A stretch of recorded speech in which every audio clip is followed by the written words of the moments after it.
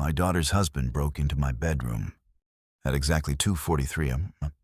He thought I was asleep, sedated, vulnerable, unaware. He opened my drawer, reached in, and triggered a trap I'd spent the whole day building. Boom! A cloud of silver and gold glitter exploded in his face like New Year's in hell. It hit his shirt, his neck, his hair, his hands, everything. He staggered backward like he'd been shot, hands flailing, covered in sparkling humiliation. And me, I was watching everything from my phone. In the dark, awake, prepared, calm. He had no idea what I'd set in motion. My name's David Holloway. I'm 66 years old. I'm a retired federal insurance investigator. 30 years in the field. I've handled everything from fraud rings in Detroit to fake deaths in Florida. And for the past 6 years, I've lived a quiet life in a peaceful suburb outside Austin, Texas. My house is modest, well maintained. 2 stories, gated fence, lush garden out back, books on every wall. Predictable. Safe. That used to be true. Until 3 weeks ago, when my daughter Lauren called me with a trembling voice. Dad, I don't know what else to do. I'll never forget that morning. I just made coffee. Paper spread out on the breakfast table. It was one of those spring days that still smelled like winter. Calm. Familiar. And then her voice. Charlie, her husband, had lost his job. Mortgage overdue. Bills mounting. They needed a place to stay. Just for a little while, she said. Until things stabilized. Of course I said yes. I didn't even hesitate. She's my only child. I raised her alone after her mother passed. She was my everything, my reason for early mornings and long work weeks. So when she asked, I opened the door, I emptied the guest room, I stocked the fridge with her favorite yogurts and cereal. I made space, I made room. What I didn't know then was that I'd also opened the door to something calculated and cruel. At first, things felt normal. Lauren settled in easily. She'd grown up in this house, same steps, same kitchen tile, same creaky hallway upstairs. She brought warmth, laughter. She hugged me every morning like she was a kid again. Charlie was different. Too polite, too inquisitive. He shook my hand firmly that first day. But his eyes were scanning the living room like a realtor.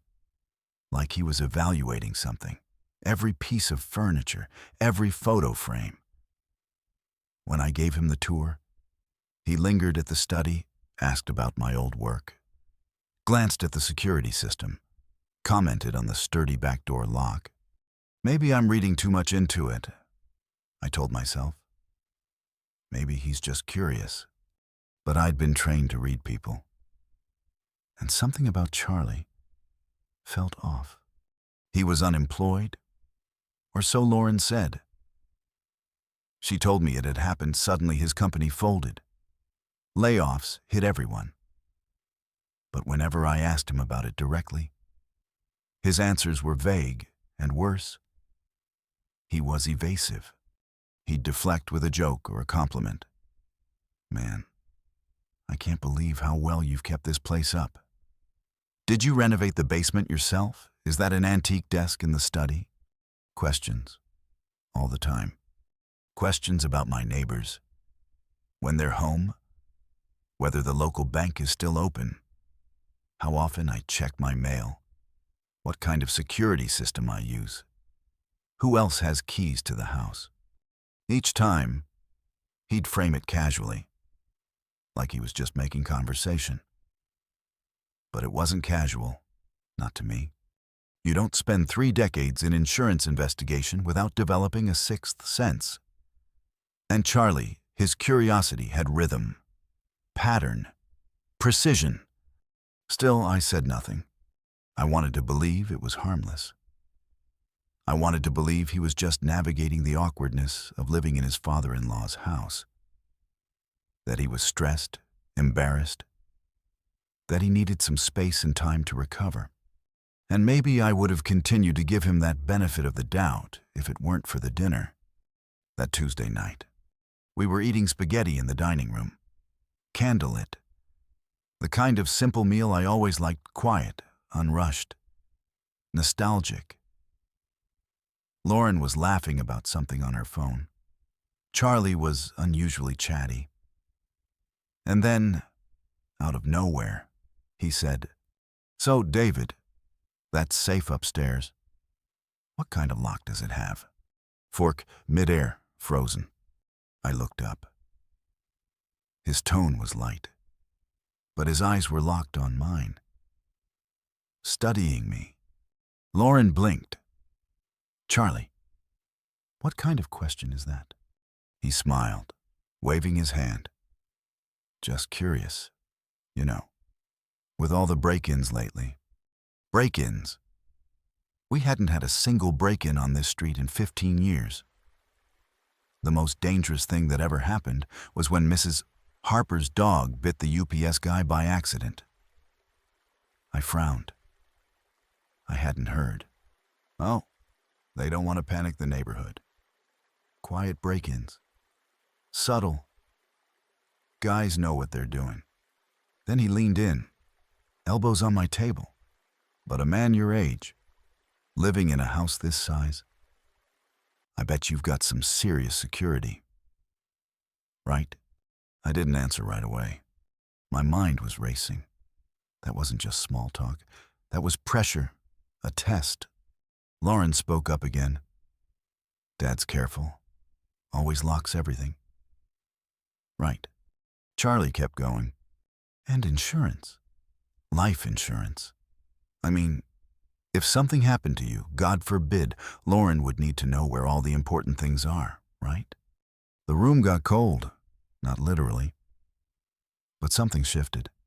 I stared at him. Everything's organized. Lauren knows what she needs to know. Charlie tilted his head. "But does she know about the key?" Lauren blinked. "What key?" Charlie grinned. "The one in your dad's bedroom drawer." Silence. Then I spoke. "How do you know about that?" He didn't flinch, didn't even blink. "I was looking for aspirin last week. Headache. I must have opened the wrong drawer." Lauren nodded. "Oh yeah, that day you had that migraine. Except," I remembered that day. Charlie had been upstairs for nearly 30 minutes after dinner, claiming stomach issues. He said he needed a minute to cool off. The aspirin. They've always been in the hallway medicine cabinet. Always. I looked at him. My expression didn't change. But inside, something snapped. That was the moment I knew. This wasn't random. This wasn't harmless. This man, this smiling, charming, too polite man was casing my house. Plotting, calculating, using my daughter's love as a shield. But I didn't raise my voice. I didn't accuse him. I just smiled. Finished my meal. Cleaned the dishes like always. Because if Charlie thought he could outsmart me, if he thought I was some tired old man who wouldn't notice, then he'd made the worst mistake of his life. And he was about to find out just how dangerous an old man with time, patience, and a glitter bomb can be. That night, I didn't sleep, not because I was afraid, but because I finally saw the full picture. For weeks, Charlie had been circling me, testing me, probing for soft spots, looking for the cracks in a man he thought was too old and too trusting to see what was right in front of him. But I saw everything. I just hadn't wanted to admit it until now. I lay in bed, eyes open, listening. The old house creaked in familiar places. The wind tapped gently at the windows, somewhere downstairs. The fridge hummed. Then I heard its footsteps. Deliberate, slow, heavy. I glanced at the clock. 12:04. He was downstairs, talking to someone. I sat up slowly, quietly, moved toward the vent near the baseboard. This old house was built in the 70s. The ductwork carries more than air, it carries sound, especially when someone thinks no one's listening. Charlie's voice was low, but clear, confident. "Yeah, it's me. Everyone's asleep." The old man's definitely loaded. I found bank statements, investment portfolios. We're talking serious money. My blood went cold. Then he said it. "Tomorrow night, Lauren goes to her book club. That gives us the window. 2 hours. Plenty of time." I grabbed my phone, opened the voice recorder, hit record. I already got the safe key, swiped it during dinner. He keeps everything important in there: cash, jewelry, probably more bank info.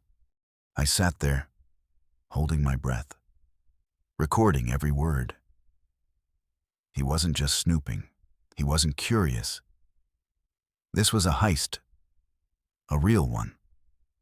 Premeditated, coordinated. And Lauren, she had no idea, none. Then came the kicker. "Look, I know the timeline's tight, but my gambling debts aren't going away. These guys I owe, they're not exactly patient, if you know what I mean. This has to happen now." That explained everything. The fake job loss, the weird energy, the obsession with my money, the pressure, the lies. It wasn't just desperation, it was danger. The kind of danger you don't see coming until it's inside your home. Charlie continued. "David's just some lonely old widower, probably grateful for the company. He has no idea what's coming. Hell, he was telling me about his home security over dinner, practically handed me the intel." I stared into the dark, jaw clenched. He didn't just want to rob me. He wanted to use me. Use Lauren's trust. Use my love. Use our home like it was just another mark on his hit list. Then his voice shifted, more smug, more reckless. "The beauty is, he'll never suspect family, even if he notices something missing. Lauren will convince him he misplaced it. You know how old people get with their memory. Old people. I may be retired, but my mind is sharp. My memory's sharper. I remember every case I ever worked, every fraudulent signature, every lie I had to untangle. And I would remember this. Every word, every insult, every plan." Charlie finished the call. "I'll tell Lauren I got a job offer in another state. Urgent. We'll be gone before the old man even knows what hit him." Then I heard the soft creak of stairs. I quickly ended the recording, tucked the phone under my pillow, and laid back down. Through the crack in the door, I saw his shadow slip past. Quiet, controlled. I closed my eyes and kept breathing steady.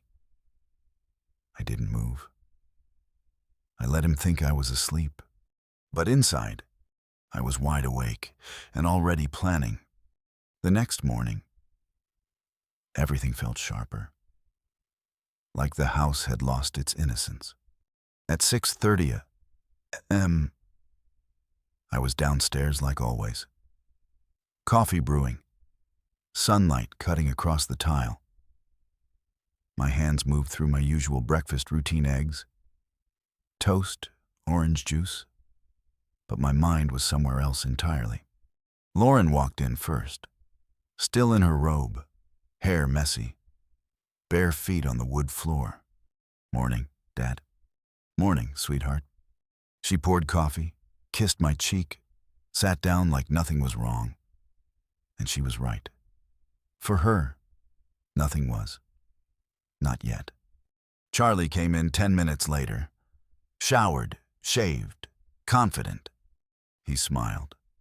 Beautiful morning. It was eerie how natural he made it all seem. Like the night before had never happened. Like he wasn't plotting a robbery that could ruin lives. He sat across from me and sipped his coffee. "So, what's the plan today?" he asked. I set down my cup, smiled.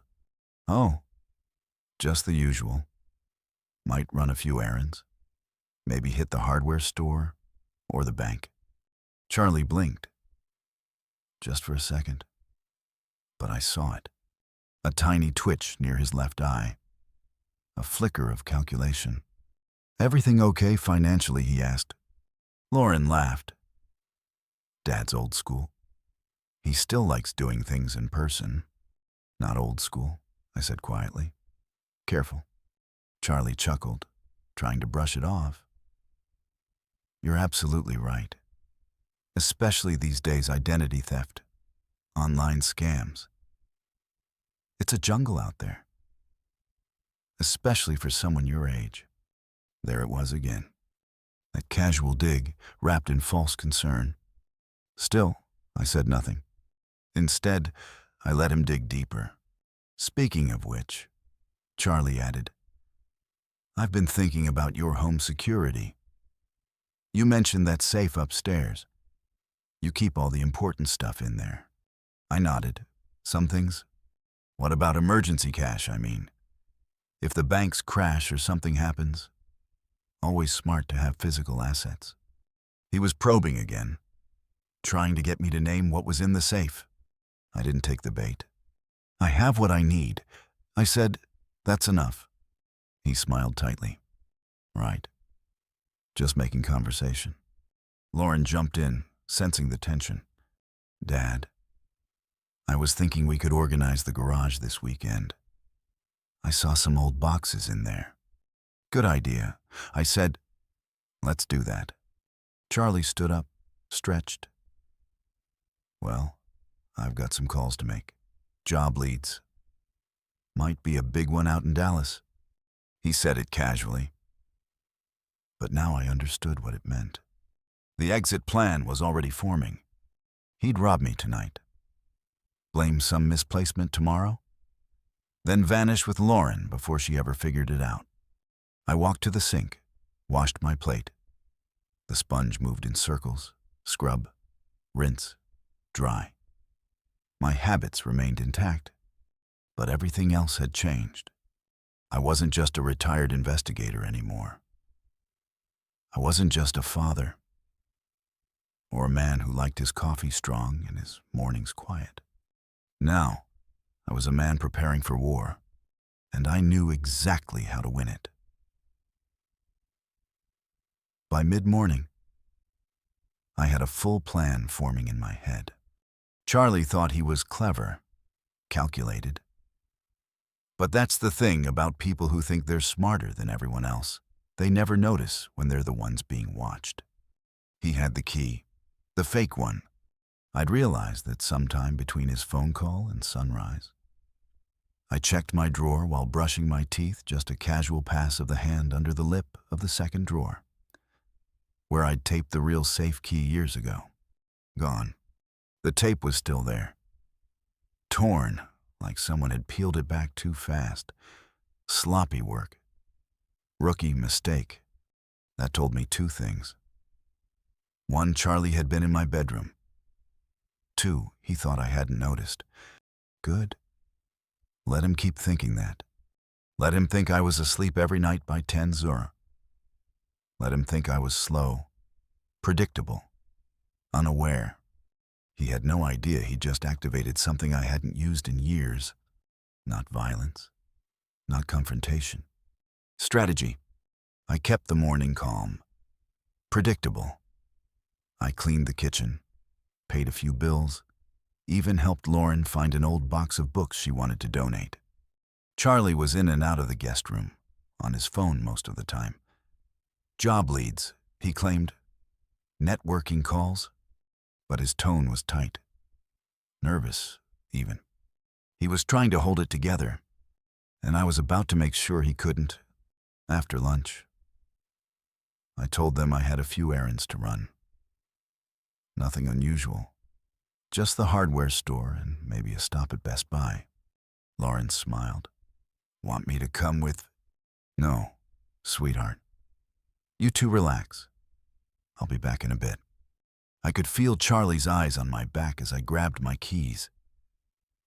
He was calculating, clocking how long I'd be gone, mapping his window. Let him, because he had no idea where I was really going or what I was about to build. First stop, the hardware store. I walked straight past the tools in the paint aisle and went to party supplies. That's where I found it.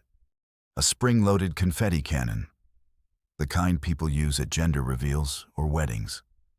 Harmless, loud, messy, perfect. Then I grabbed 2 packets of ultra-fine glitter silver and gold, the kind that clings to everything: clothes, skin, carpet. You can scrub for days and still find it in your hairline. That was part 1. Part 2 was Best Buy. I told the young associate I needed a small, wireless, motion-activated camera with night vision. Something I could hide in plain sight. He showed me a few models, and I picked one with real-time mobile alerts and cloud backup. Just in case. I paid cash for both. Habit, no trail. Back home by 2 euro. The house was quiet. Lauren was folding laundry in the guest room. Charlie was in the backyard on the phone, pacing. I slipped past both of them, headed to the basement, and got to work. I've built more complicated traps in my life. This was simple by comparison. I dismantled the confetti cannon, removed the harmless paper, and filled it with my glitter mixture.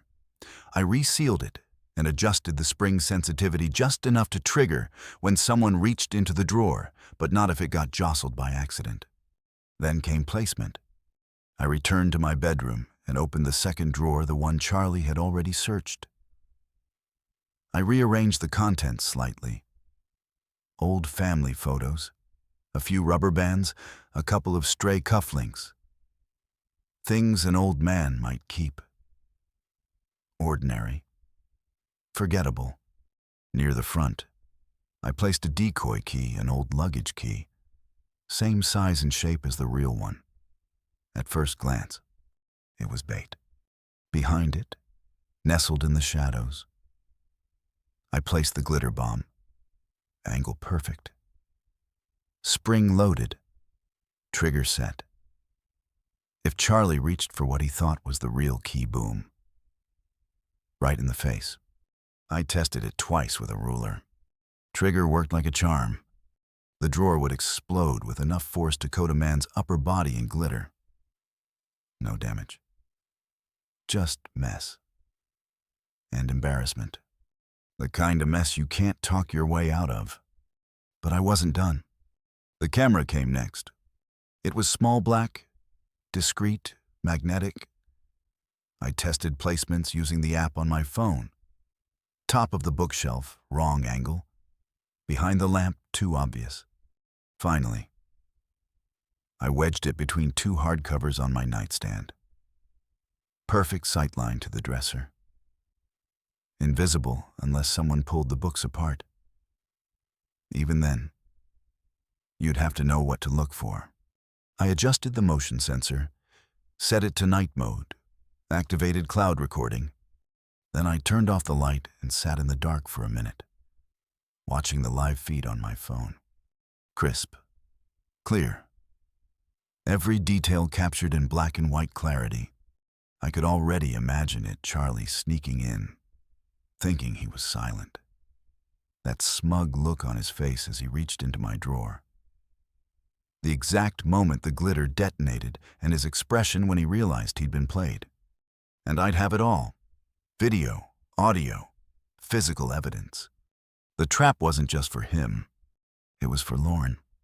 Because I knew the moment she saw it, saw him, caught red-handed, covered in proof that there'd be no more lies, no more manipulation. Just truth, brutal, undeniable. By dinner time, everything was ready. The house looked the same. No sign of the trap, no hint of the camera, nothing out of place. But beneath the surface, every inch was weaponized. Charlie wouldn't see it coming, because people like him never do. They think kindness is weakness, that quiet means clueless. They underestimate silence, patience, restraint. They don't realize those are the most dangerous traits of all when paired with someone who knows exactly what he's doing. Dinner that night was calm. Too calm. Lauren made chicken piccata, her mother's old recipe. The house smelled like lemon and butter. Familiar, warm, comforting. It was the kind of scent that normally would have made me feel safe. But tonight, all I could think about was the camera hidden between the books upstairs, the trap waiting in the drawer, the cloud of glitter sitting patiently in the dark. Charlie sat across from me, buttering his second roll like he didn't have a care in the world. He was still trying to play the role of helpful son-in-law, still wearing that fake warmth. But now I could see every beat of his act, and the way he oversmiled when Lauren made a joke, the way he made eye contact just a second too long when he asked about my day. He wasn't trying to bond. He was trying to measure how close he was to pulling this off. After we cleared the table, I was drying the last plate when Charlie leaned casually against the kitchen counter. "You know, David," he said, "I was thinking, we don't really spend enough time together. You and me." I didn't look up, just kept drying. We live in the same house, but we never really talk, man to man. Still drying, so I thought, maybe tonight, after Lauren heads up, you and I could have a drink. Just a quiet one. You've got that Macallan in the pantry, right? That's the good stuff. Now I looked at him, slowly, calmly. I don't drink much these days. Medication? He waved it off. Come on. Just one small glass. A toast. To family. The words tasted like ash coming out of his mouth. Lauren walked in at that moment, carrying a stack of napkins. That's sweet. She smiled. You two should definitely hang out more. Charlie smiled back. But he wasn't looking at her. He was watching me. Watching for weakness. Just a toast, he repeated, voice lighter than air. You can even fake the sip. I met his gaze, let the silence hang a beat longer than it needed to, then nodded. All right. One toast. His relief was visible. That told me everything I needed to know. He needed me to drink something. Probably something he planned to spike. A sleeping aid? Maybe worse. We moved into the living room. Lauren curled up with her book. I sank into my armchair like I always did, rubbing my temples like I was already getting tired. Charlie disappeared into the kitchen. I heard cabinet doors open, glasses clink. When he came back, he had 2 tumblers, one full, one barely filled. Just a splash, he said, handing me the one with the amber liquid. I took it, let the glass sit in my palm, untouched. He raised his own. To family. I nodded, lifted mine, but didn't drink. He did, and then I faked a yawn. Woo, long day. Lauren looked up. You okay? Dad. Just tired. I smiled. I think I'll turn in early tonight. Probably take one of those sleeping pills. I'll be out like a light. Charlie perked up at that. Great idea, he said a little too fast. Rest is important. I stood up slowly, playing the role. The aching knees, the stiff back, the heavy steps up the stairs. At the top, I turned and looked down at them. Don't stay up too late. You too. Charlie raised his glass. Sleep well, David. Oh, I would, but I doubted he would. Back in my room, I moved through my routine like clockwork. Change into pajamas, brush teeth, turn down the bed. But I didn't actually get in. Instead, I double-checked everything. The camera light was off good. Motion activated, battery full, app open on my phone, showing a crystal clear feed. The drawer still armed, still perfect. The fake key sat like bait in the shadows. I turned off the lights, left the door slightly ajar, just enough for the hallway glow to spill in. Then I settled on top of the covers, fully dressed, phone in hand, pretending to sleep. Time dragged. Downstairs. The murmur of the TV filtered through the floorboards. Occasionally, I caught the low sound of Charlie's voice. Maybe he was stalling. Maybe waiting for Lauren to go to bed. Maybe just trying to psych himself up. I stayed still, breathing slow, controlled. I watched the clock tick past midnight. 1:15, 1:45. At 2:43, the hallway creaked. The same floorboard near the top of the stairs. The one that squeaks if you're not careful. Charlie had learned to step over it. His shadow appeared in the doorframe. I didn't move. He stood there for a solid 30 seconds. Just watching. Listening. I stayed perfectly still. Satisfied. He slipped inside. He was wearing dark clothes, no shoes, black socks, trying not to make a sound. The feed on my phone showed everything. Clear as day. My bedroom in perfect grayscale. His figure moving across the screen. He headed straight for the dresser. No hesitation.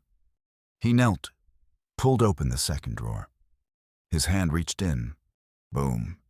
The cannon exploded. The sound wasn't deafening, but it was loud enough to jolt the entire house. And the glitter, it erupted like a volcano. Silver and gold sprayed into the air, hitting him full in the face, chest, arms, even the carpet. He screamed. Actually screamed. Fell backward, flailing, cursing. I sat up slowly, flicked on the lamp. What the hell's going on? Charlie was covered. Glitter in his hair, his eyebrows, his mouth. He looked like a party clown had mugged him.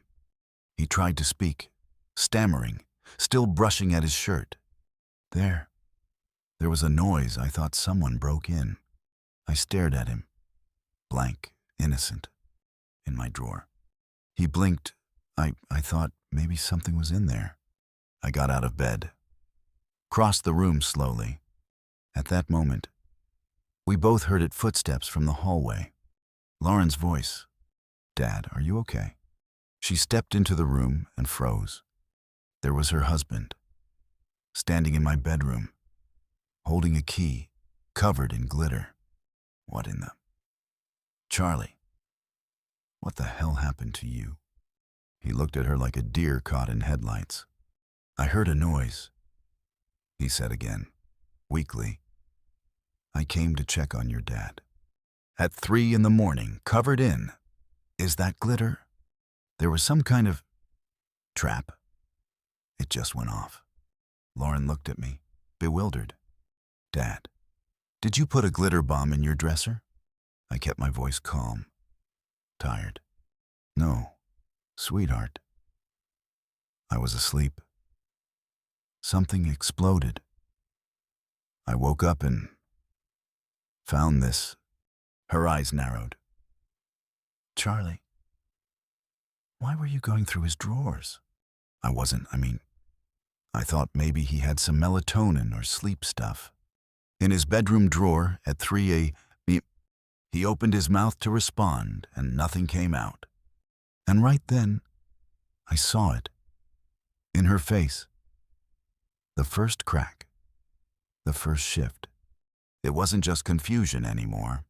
It was doubt, suspicion, the beginning of something irreversible. And I knew I didn't need to prove anything else tonight. The truth had already started to unravel. And Charlie, he was coming apart with it. For a moment, nobody said anything. Charlie stood there, dripping in glitter like some desperate party trick gone wrong.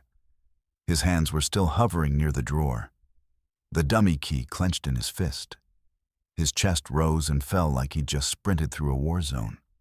Lauren stared at him, then at me, then back at him again. I could see it happening behind her eyes, the gears turning, the connection forming, her gut whispering what her heart wasn't ready to hear. "Charlie," she said slowly, "what were you really doing in here?" His mouth opened. Nothing came out. Then, "I already told you I thought I heard something. I wanted to check on your dad." At 3 a.m, she asked, stepping further into the room. "You've never checked on him at night before. And why would you open his drawer?" He paused, fumbling. "I thought maybe he had something that could help you sleep. You were tossing and turning. I figured. That drawer has no medicine," I said calmly. "Never has." He turned toward me. Defensive now. Okay. Maybe I made a mistake. I panicked. I thought there was a break-in, and I got confused. "A break-in," Lauren repeated, voice flat. "And that led you to open my dad's drawer. I don't have to stand here and be interrogated like this." Charlie's voice suddenly sharpened, his tone shifting fast from cornered prey to defensive predator. "I'm your husband. I came in here to protect your father. I didn't know there was some booby trap in the drawer." "Who the hell does that?" "I do." I said, steady. "When I suspect someone's trying to rob me." Charlie's eyes snapped to mine. "What are you talking about?" Lauren looked at me sharply. "Dad." I didn't answer her, not with words. Instead, I picked up my phone from the nightstand, opened the recording app, and tapped play. Charlie's voice filled the room, clear and unmistakable. "Yeah, it's me. Everyone's asleep. The old man's definitely loaded. I found bank statements, investment portfolios, the whole thing." His face went white beneath the glitter. Lauren gasped. "What is that?" she asked, horrified. Charlie lunged. "David, stop it. Don't." "Shut up," Lauren snapped, eyes never leaving the screen. We all stood frozen as Charlie's voice continued. "Tomorrow night, Lauren goes to her book club. That gives us perfect timing." Lauren's hand went to her mouth. "He planned it," I said softly. "Used you as cover. Planned to take the key from my drawer, open the safe, empty it, then disappear before either of us realized." She looked at Charlie, who was trembling now, not from fear, but from exposure. "Tell me this isn't real," she whispered. Charlie took a step toward her. "Lauren, listen. It's not what you think. The old fool won't know what hit him," I added, quoting the next line. "Stop," Charlie yelled. But the damage was done. The mask was gone. His voice was on tape. His hand had been in the drawer. His glitter-covered face was the punchline to his own crime. "You were going to rob my father," Lauren said, her voice barely above a whisper. "Use me as your excuse. You were going to let me believe he was losing his memory." I had no choice. Charlie shouted. "You don't understand. I've been drowning. The gambling, the debts, those people are dangerous. I needed the money." "You needed to ask for help," she said coldly, not plan a felony. He reached for her, and she stepped back. I didn't want to involve you, he pleaded. I was going to fix everything and leave you out of it. Leave me out of it, she cut in. Stunned, you used me. Her voice broke on that last word. I saw it, something inside her cracking for good. I trusted you. I defended you. I asked my father to open our home to you. And you? You looked him in the eye every day, knowing you were going to rob him. I didn't mean to hurt anyone, but you did. She snapped. You hurt both of us. You insulted him, lied to me, took advantage of everything we offered. Charlie looked at me like a cornered animal. This is your fault, he spat. You turned her against me. I didn't flinch, just held his gaze. No, Charlie, you did that all on your own. He turned back to Lauren, desperate now. We can work through this. I'll pay it back. I'll get clean. We'll start fresh. Lauren pointed toward the hallway. Get out, Lauren. Get out. Her voice was no longer shaking. It was steel. Pack your things. Leave this house. Don't come back. My lawyer will contact yours. He hesitated for a moment too long. Then something in her eyes convinced him. It was over. He turned, still glittering, and stormed down the hallway. We heard the bedroom door slam, then drawers opening, bags hitting the floor, zippers. Lauren sat on the edge of my bed, silent, shaking. I sat beside her, let her cry. She didn't say anything for a long time, just sat there, staring into nothing. As the sound of her husband packing echoed down the hall, then softly, I should have seen it. No, I said. He was careful, and you trusted him. That's not a weakness. I brought him into your house. I put you in danger. You brought him in because you believed in him. I said, that's what love does. She looked at me through tears. Thank you, she whispered, for protecting me, even from the man I thought I knew. 10 minutes later, Charlie reappeared in the doorway with 2 duffel bags. Glitter still clung to his neck, his jeans, the side of his shoes. He didn't say a word. Lauren didn't look at him.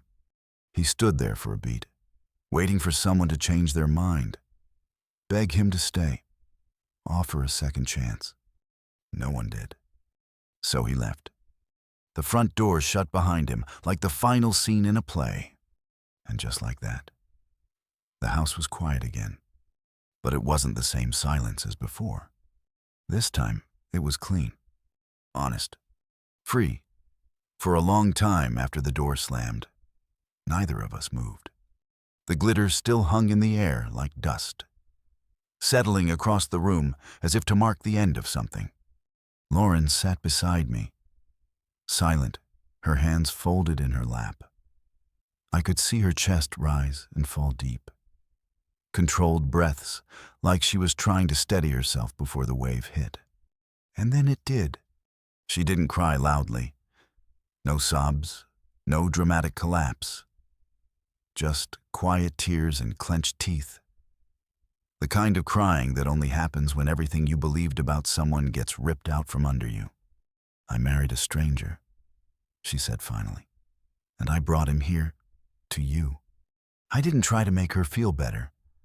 Sometimes the truth hurts, and you have to let it. You brought someone you loved, I said. You did what any daughter would have done. And when the truth came out, you didn't look away. She nodded, wiping her face. Still feels like I failed? No, I said. You saw the truth and acted on it. That's not failure. That's strength. Down the hall, we could still hear the faint rustle of bags being dragged. Zippers, a slam, then silence. Charlie was gone. 2 weeks passed. Lauren filed for divorce immediately. He didn't contest it. Not after the evidence I gave her lawyer. The glitter-stained clothing, the camera footage, the voice recording. Hard to fight for half of a house when you've been caught on tape planning to rob it. Lauren moved into the upstairs bedroom permanently. She applied for a job at the local library, said she needed something quiet, somewhere with shelves in order and soft voices. I understood completely. We shared breakfast most mornings, coffee, toast, the occasional laugh. It was peaceful, and it stayed that way. Because peace, once earned, feels sacred. 3 months later, life felt light, lighter than it had in years. Lauren had fully settled into her new job. She loved the quiet rhythm of the library, the order, the calm. Said it reminded her of childhood nights spent reading on the couch while I made tea. Every morning, she came downstairs dressed for work, her energy steady, her eyes clear. She smiled again. Not the smile she used to fake when Charlie was watching. A real one. Earned. We had coffee together almost every day. No tension, no calculation, just peace. The house had returned to its natural state, quiet, intentional, safe. One morning, while we sat at the kitchen table, Lauren laughed as she checked her phone. "Dad," she said, "Mrs. Henderson texted me. She wants you to install one of your glitter traps at her place." I nearly choked on my coffee. "You're kidding," she said, and I quote, "If it worked on a scam artist in dark jeans, it'll work on my sketchy nephew from Denver." I laughed until my sides ached. Word had gotten around about Charlie, the trap, the camera, everything. We hadn't broadcast it. But people talk, and apparently, when someone gets glitter-bombed mid-theft in a quiet neighborhood, the legend grows. I never planned for it to be funny. But in hindsight, it kinda was. Justice doesn't always look like courtrooms or jail time. Sometimes justice is silver and gold. Sometimes it clings to a liar's collar for weeks. And sometimes, justice sparkles. I looked at Lauren that morning and realized something simple we had survived. Not just the betrayal, but the silence that comes after. The doubts, the guilt, the grief of losing someone who never truly existed. We got through it, together, and in the end, that's what mattered.